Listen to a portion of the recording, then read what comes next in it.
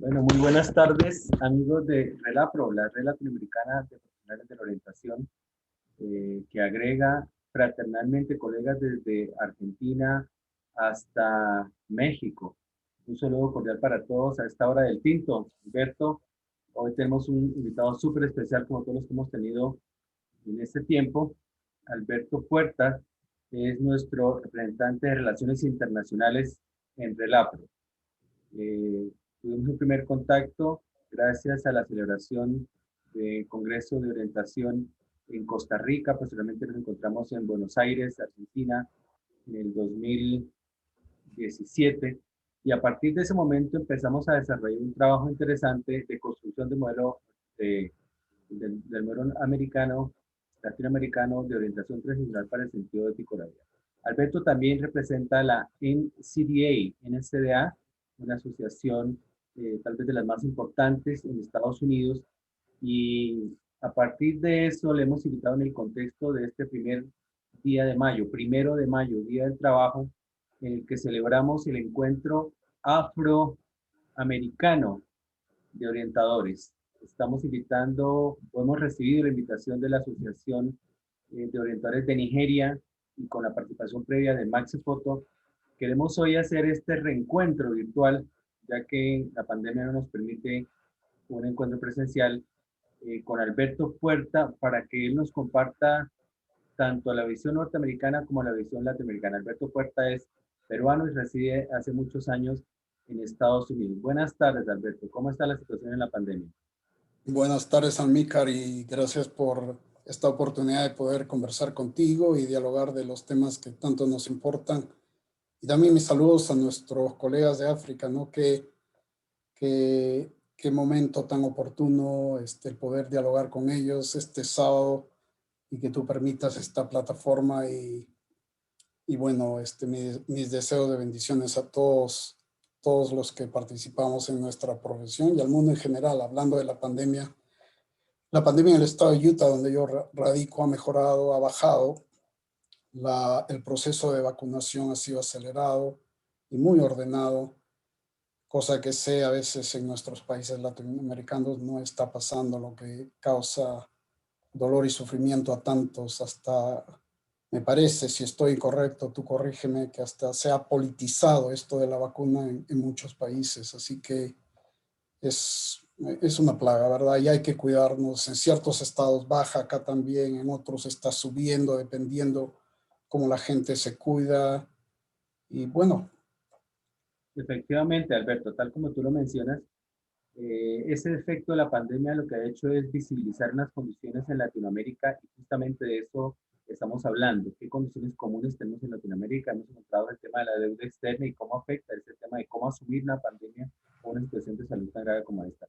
La corrupción administrativa, que para nadie es un secreto, y sí, efectivamente se ha politizado el tema de la vacunación, y eso es un factor de corrupción, una forma de evidenciar la corrupción que estamos encontrando, que seguimos encontrando en nuestros países. Además de la deuda externa, la mala administración, pues está el sentido de impunidad. Parece que los ladrones de cuello blanco simplemente reciben como castigo casa por cárcel, lo cual no viene siendo ningún castigo efectivo en esta situación. Y otras situaciones que tienen que ver mucho con el carácter ético con que se manejan las relaciones político-administrativas y comunitarias en Latinoamérica. Es por eso que ponemos de presente que nos hemos dado a la tarea de buscar nuestras raíces afroamericanas desde el punto de vista del modelo Ubuntu que dispondrá Maxi Foto de África, el modelo Abya Yala que han venido trabajando el Satobar de Colombia, Mónica Valencia de Ecuador, han venido hablándonos de eso y cómo recuperar esta visión de la orientación y cómo recuperar estos elementos culturales para una visión de la orientación desde un modelo latinoamericano. Alberto tiene la gran ventaja de tener todo el bagaje cultural de Latinoamérica y la orientación en Latinoamérica y también la orientación en Estados Unidos. Y queremos hablar de aspectos comunes, justamente con Tim en Buenos Aires. Hablamos que nos interesa más encontrar los puntos comunes que las diferencias. Reconocemos que la orientación fue inventada en Estados Unidos, tal como la conocemos, la orientación vocacional, su raíz principal con Parsons, y que hemos venido incorporando en Latinoamérica.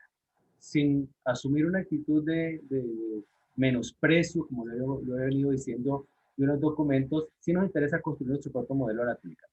Pero cuéntanos, Alberto, ¿cómo se asume la orientación en Estados Unidos? Creo que es una visión que muchos no conocemos y nos gustaría comprender un poco más desde NCDA, cómo se entiende la orientación, el counseling o el guidance norteamericano.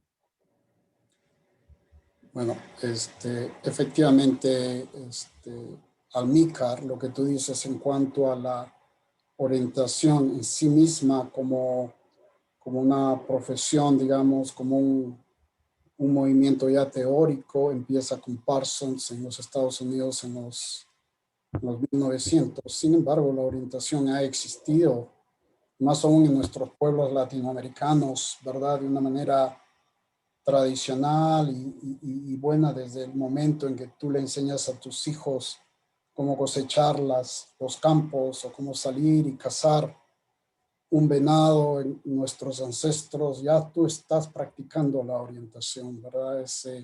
La orientación siempre ha existido en la humanidad, simplemente que ahora lo tenemos ya teóricamente formulado y tenemos acercamientos, uno de ellos, el tuyo, Almícar, y de muchos que comparten tu visión, incluyéndome, que es más regional, que es más adaptable a las circunstancias de cada país y a nuestras culturas.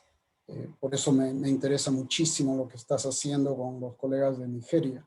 Pero la orientación acá en los Estados Unidos, tienes mucha razón, es counseling and guidance, asesoría y guía, toma muchas dimensiones. En mi caso, yo tengo que ver, mi vida se dedica a lo que es asesoría de desarrollo de carreras o a asesoría académica específicamente, ¿verdad? Y eso es lo que yo hago, dicto clases a jóvenes universitarios, me reúno con ellos, hablo con ellos de sus metas, de sus sueños, de sus objetivos,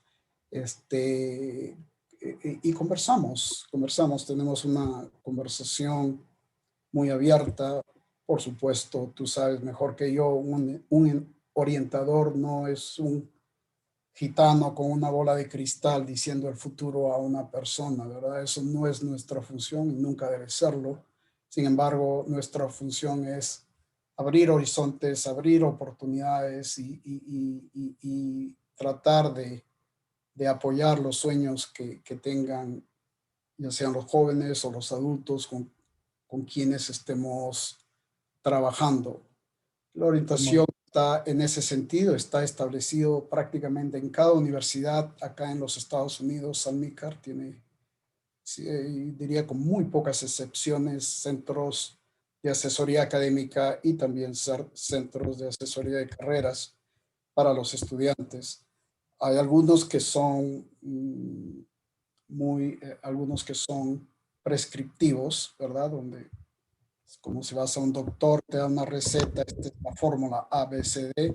Pienso que la mayoría de mis colegas acá en los Estados Unidos son orientadores de profesión y permiten, y no es que permitan, sino trabajan junto con las personas, los estudiantes, para ver las posibilidades de vocación, de intereses, de habilidades, de valores para que esta persona, este estudiante pueda integrarse de una manera eficaz al mundo laboral y al mundo académico.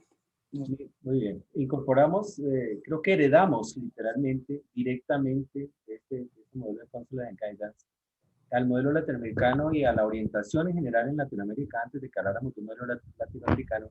El tema, como lo incorporamos en uno de los 3 capítulos. Recordemos que en el modelo latinoamericano hablamos del capítulo orientación para la vida personal, orientación para la vida académica y orientación para la vida en comunidad. En este segundo capítulo de la orientación para la vida en comunidad, incorporamos casi que literalmente lo que está diciendo Alberto. Independientemente de las condiciones de vida o las condiciones macrosociales de un país como Estados Unidos o una gran región como es Latinoamérica, incorporamos estos elementos de lo vocacional y hablamos de orientación vocacional, profesional y socioocupacional. Recientemente leíamos un artículo que tradujo Julio González Bello, acerca de un autor de la isla de Malta, Roger Sultana, quien criticaba, quien hacía un poco una crítica, decía, bueno, esa orientación vocacional tradicional que hemos diseñado parece que no se aplica a la vida real del latinoamericano, que sale a los 18 años no a la academia, no a la universidad, sino a buscarse la vida, a resolver su situación económica. Por eso hemos hablado de una diferencia entre orientación vocacional profesional, que es lo que académicamente ha planteado Alberto de manera bastante clara, y lo que estamos llamando en el modelo latinoamericano orientación socioocupacional, que es una orientación no basada en mi vocación, sino en lo que me ofrece el mercado laboral. Un aspecto que también debemos contemplar sin descartar lo vocacional y hablar simultáneamente de lo subvocacional. Creo que es un primer avance que tenemos en esta conversación, Alberto, sin descartar los otros dos temas. Obviamente tampoco se puede hacer orientación vocacional profesional o socioocupacional sin tener en cuenta toda la perspectiva psicológica, toda la perspectiva de las cosmovisiones, de las aptitudes, de las actitudes que los estudiantes que buscan asesoría en un modelo o en otro encuentro. Pero pasemos al tema de lo social. ¿Cómo son las condiciones? ¿Cuáles son las grandes diferencias que tú perfectamente conoces entre las macrocondiciones sociales en Estados Unidos y las macrocondiciones sociales de Latinoamérica? Y tú como sociólogo, en muchos encuentros has aportado esas grandes diferencias, esas narrativas, cómo se vive, cómo viviría o cómo vive la vida un latino en Estados Unidos y cómo la vive en nuestros países latinoamericanos en relación con la construcción de sus proyectos de vida. Bueno, quiero volver a tu punto anterior, Almícar. Sí, el ser humano es un ser completo, orgánico, con muchas dimensiones, y lo académico, lo vocacional, es una dimensión dentro de la orientación. Y como tú sabes muy bien, yo me suscribo a la teoría del construccionismo de carreras, donde el objetivo es eso, un diseño total de vida, donde la carrera se define como una secuencia de eventos o experiencias en la vida que crean tu propia narrativa, como tú has mencionado, donde la ocupación es solo un fragmento, ¿verdad? Porque como seres humanos, tú sabes, la mayoría de trabajo que hacemos en esta vida no es remunerado. Mi trabajo como padre, nadie me paga. Trabajo a las madres, ¿verdad? Un trabajo tan sacrificado, donde necesitas habilidades esenciales de psicología, de pedagogía, de primeros auxilios, de artes culinarios, y cuánto estamos remunerando ese trabajo. Eso es un trabajo fuerte. Sin embargo, la ocupación sí es remunerada, y bueno, con eso necesitamos pagar las cuentas y todo lo demás, pero la mayoría de trabajo donde usamos nuestra energía no es remunerado financieramente, y qué bien, qué bien, qué bien, qué bien por eso, ¿verdad? Qué bien por eso. Entonces, es muy sabio hablar de diseños de vida, porque la vida no es islas de acercamientos, ¿verdad? Tomas este pedazo, vocación, tomas otro pedazo. No, es todo un completo, y qué bien que Orientación para la vida. Sí, Alberto, exacto. retomamos este concepto, y aunque lo veníamos conociendo, a partir de conversar con Max Poto y sus presentaciones en Buenos Aires, empezamos a enfocarnos en que la orientación tiene que ser orientación para la vida. Algo que parece obvio, ¿no? Algo que en ese momento nos parece Por obvio, supuesto, claro que sí. pero que en su momento no lo habíamos planteado como un constructo fundamental de la orientación.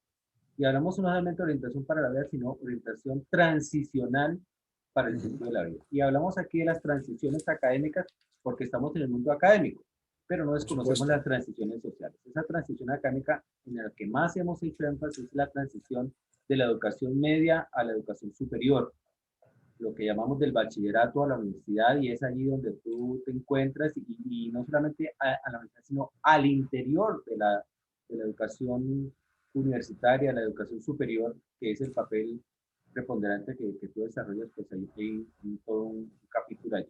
Entonces, por eso hablamos de orientación transicional para el sentido ético de la vida, en donde por eso discutimos el tema de la corrupción, la deuda externa, la mala administración de los recursos, la impunidad, no como un factor de referencia simplemente, sino que estamos buscando, y, por eso, y eso queremos compartir con nuestros colegas de África, una visión ética de la vida, una visión que definitivamente el orientador tiene que asumir, no porque sea el profesor de ética, no porque sea el único que tiene que ver con ese tema, sino que definitivamente la orientación tiene que ser ética. Entonces, encontramos allí cómo se aborda, cómo se aborda el tema de lo ético en la orientación en Estados Unidos o desde tu perspectiva.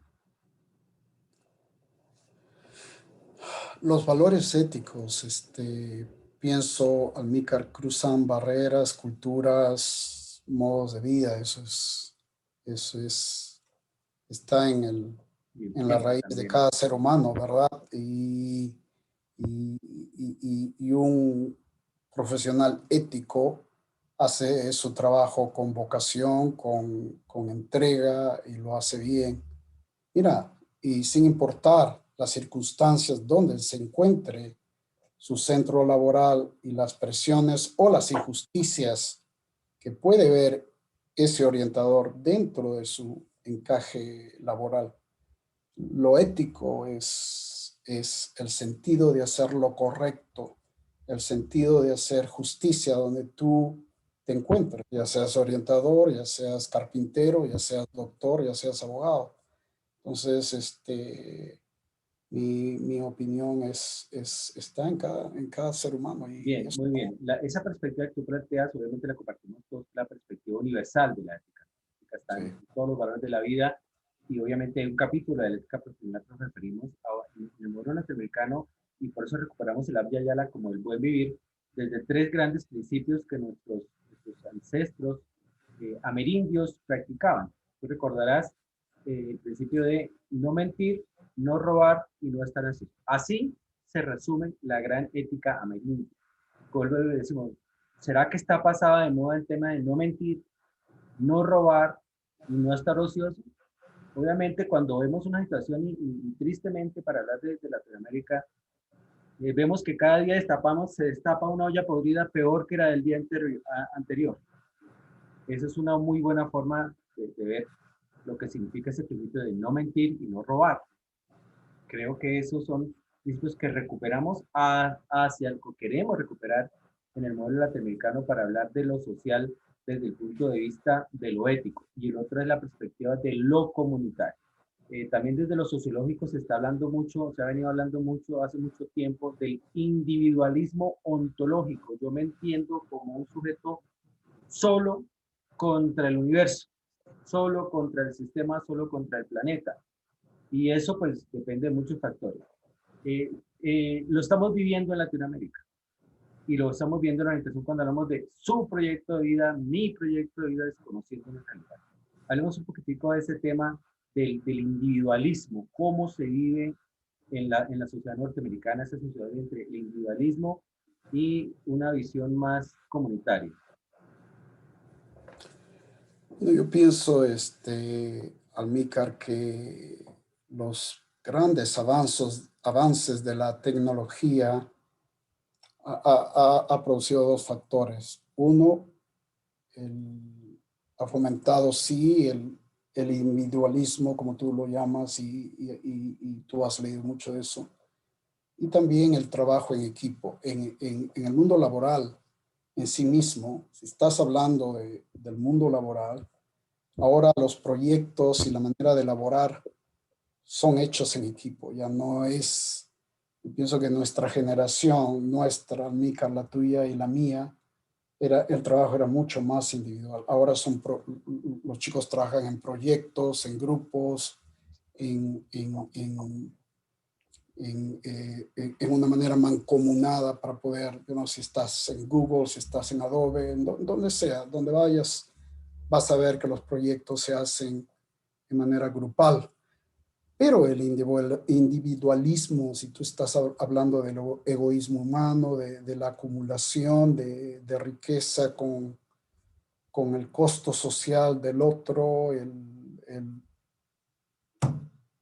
abuso de los recursos que tenemos en el planeta, yo pienso que esta pandemia ha puesto a luz muchas de esas cosas y qué pena que pase eso, pero es la naturaleza humana y pasa, ¿no? Pasa en este país, acá en los Estados Unidos, pasa en Colombia, pasa en Perú, pasa en la India. Sufrimos como seres humanos el poder no ver que solos no podemos avanzar, que tenemos que avanzar como grupo, como comunidad. Una familia no avanza la mamá sola, avanza el padre, la madre, los hijos, vamos juntos. O sea que pienso que el único individualismo racional son dos, ¿verdad? El momento que naces, naces solito, el momento que te vas de este mundo, te vas solito. El resto es algo que tú logras con el apoyo, lo aceptes o no, con el apoyo de otros, con el apoyo de circunstancias, con el apoyo de recursos que llegaron a tu vida. Tú como encargado de Relapro funcionas bajo un equipo que te apoya, aunque a veces tú te sientes solo, yo lo sé, en lo que estás haciendo.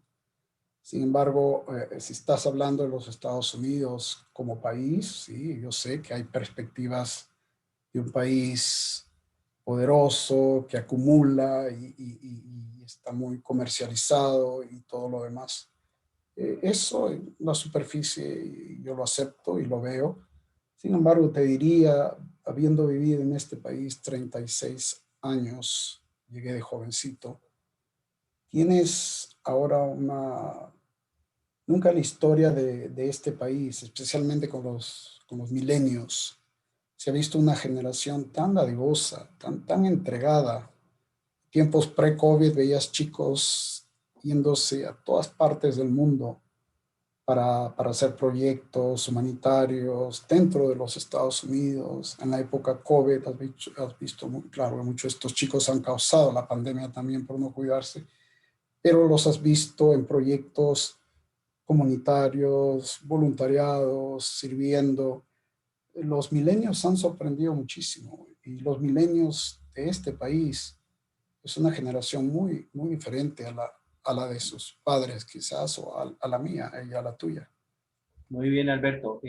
Recordemos que estamos hablando de este tercer capítulo de orientación para la vida comunitaria o la vida sociocomunitaria. Un capítulo que tal vez en algunos países habíamos olvidado como un tema de la orientación. Es un tema que se le había dejado al trabajo social y excluyendo el trabajo social de paso del campo de la orientación. Entonces, en este capítulo de orientación para la vida en comunidad o la vida sociocomunitaria, Relapro, y eso queremos compartir con nuestros amigos de Nigeria y Sudáfrica, es un capítulo muy importante. Por eso aquí cabe totalmente el modelo Ubuntu, el modelo del buen vivir de la Apia Yala. Tenemos allí unas subdivisiones, tenemos orientación para la vida en pareja, un tema que también necesita mucha investigación de qué es lo que realmente nosotros podemos hacer desde la orientación sin ocupar otros papeles, sin asumir el papel del psicólogo, sino desde la orientación en sí misma. Orientación para la vida en familia, un capítulo en el que tradicionalmente el orientador ha intervenido, pero que tal vez necesita replantear sus planteamientos teóricos. La orientación para la vida en comunidad, la convivencia y muy limitada el tema de las comunidades educativas, aunque si lo entendemos de una manera amplia, pues todas las comunidades son educativas, inclusive el ámbito carcelario es una comunidad educativa, la comunidad del barrio es una comunidad educativa, bajo el concepto de ciudad educadora. Y el último elemento del que estamos hablando es justamente el tema de la orientación para poblaciones diversas. Y allí es donde más investigación necesitamos hacer porque estamos hablando de la diversidad en todo su espectro, la diversidad cultural, la diversidad étnica, la diversidad sexual, la diversidad académica, inclusive en todos esos aspectos. Entonces creo que eh, queremos compartir junto contigo en este 1 de mayo esos grandes elementos de qué es el modelo latinoamericano. Un modelo basado, y con eso queremos ir cerrando, el tema de está basado en el desarrollo, en la teoría del desarrollo a escala humana desde la perspectiva del chileno Manfred Eichmann, porque nos da una estructura sólida de entender la vida. La vida entendida como desde cuatro dimensiones. La dimensión del tener, que es una dimensión de recursos, que es una dimensión de potencialidades. La dimensión del hacer, que es nuestro hacer en la vida cotidiana, o es académico o es laboral. Y el tener, perdón, y el estar, de eso que estamos hablando, que la orientación no puede desconocer ese contexto macrosocial, ese contexto mesosocial y ese contexto microsocial que determina las condiciones de vida. Todas esas tres condiciones, el tener, el hacer y el estar, se suman para combinar lo que son. Entonces, eso en esencia es este modelo que queremos compartir con nuestros amigos de África, este primero de mayo, que es una fecha simbólica a nivel universal, y creo que allí tenemos que sentirnos muy identificados con el tema que empezamos la orientación vocacional profesional. Alberto, desde la perspectiva de NCDA, ¿cuál es la invitación para los orientadores en Latinoamérica? Bueno, la orientación en este momento, como tú sabes, como toda profesión, ha tenido un vuelco vertiginoso, muy drástico, ¿verdad? La manera en que se dictan clases, la tecnología, imagínate esta pandemia en tiempos sin tecnología, el horror, ¿verdad? Entonces, todos estos cambios ha producido mucha reflexión. NCDA como organización tiene una visión inclusiva, muy inclusiva, y está tratando de hacer esfuerzos para llegar a eso. Es por lo menos es el deseo de los que integramos la organización. Tiene una visión también global en cuanto a la orientación. Y la visión es muy hermosa, lo dijo Paul, tú recuerdas Paul en Sí, Argentina. genial.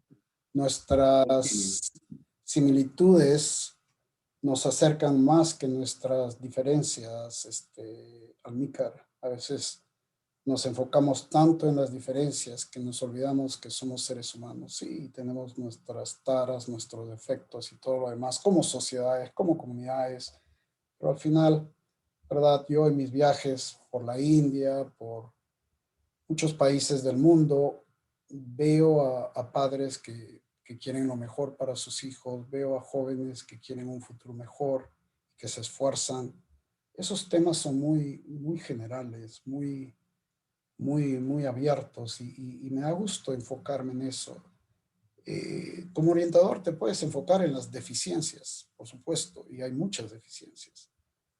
Y no es que tenemos que ignorarlas, pero también puedes enfocarte en, en lo positivo que está ocurriendo a tu alrededor. Este encuentro con los hermanos de África, ¿verdad? Qué hermoso. Y yo quiero aprender de ellos, cómo ellos manejan sus desafíos sin pocos recursos quizás, y sin las facilidades que una persona como yo acá en este país me lo permite. Yo estoy muy consciente de eso, ¿verdad? Y bueno, funcionamos en paradigmas que nos permiten y el progreso se mide por el día, ¿no? Almícar, ya que estás hablando de la vida en general. Hoy día yo soy un buen orientador, soy un orientador ético, soy un orientador responsable, estoy construyendo o la alternativa es estoy haciendo daño, estoy destruyendo, estoy poniendo modelos que son mis modelos y no permito que el ser que está frente a mí pueda entenderse a sí mismo por sí mismo. Entonces, un momento de reflexión. La teoría es muy importante y tú la estás hablando, y más que nada la acción, ¿verdad? Cómo tú funcionas, si hablas de inclusión social, si hablas de inclusión económica, si hablas de inclusión de género, si cualquier inclusión, tú tienes que ser el portavoz, tú tienes que ser el que se mira al espejo y mostrar mostrar la senda, porque si no, eres una voz vacía que no está practicando lo que tú debes. Si yo digo, voy a incluir, en el caso tuyo, no me imagino, estás invitando a nuestros hermanos de África, es una visión global, es una visión que va más allá de lo racial, pero qué bonita modo de ver. Yo te agradezco a ti que pueda yo poder conectarme con nuestros colegas de África. Es un privilegio poder verlos pronto, Amílcar. Sí, efectivamente, Alberto, es un gran privilegio y aprovechamos para agradecerle a George David Vera, un orientador, fundador de los fundadores de Relapro en el 2015 en Portugal, que actualmente vive en Estados Unidos y si no he tenido de pronto la delicadeza de contactarse con él, vamos a hacer. Es gracias a él que establecemos este contacto y de hecho tú como representante de Relaciones Internacionales pues tienes todo nuestro respaldo para participar en este evento. También nuestra directora de Asuntos Académicos, Silvia Gabriela Vázquez de Argentina, va a hacer una presentación articulando el tema de la resiliencia con el tema del modelo latinoamericano de orientación transicional para el sentido ético de la vida, porque no es un elemento suelto. La resiliencia es un tema del que podríamos hablar por mucho tiempo, pero que necesitamos precisar cómo lo integramos al modelo. De esta manera que también vamos a tener, obviamente, en este encuentro la posibilidad de escuchar de primera mano qué es, cómo se hace la orientación en Nigeria, un país realmente complejo. Los que conocen, han visto algunos de los comentarios, saben que es un país bastante complejo en todos los sentidos, en el sentido económico, político, social, étnico. No hay mayor riqueza étnica que la que se encuentra en África.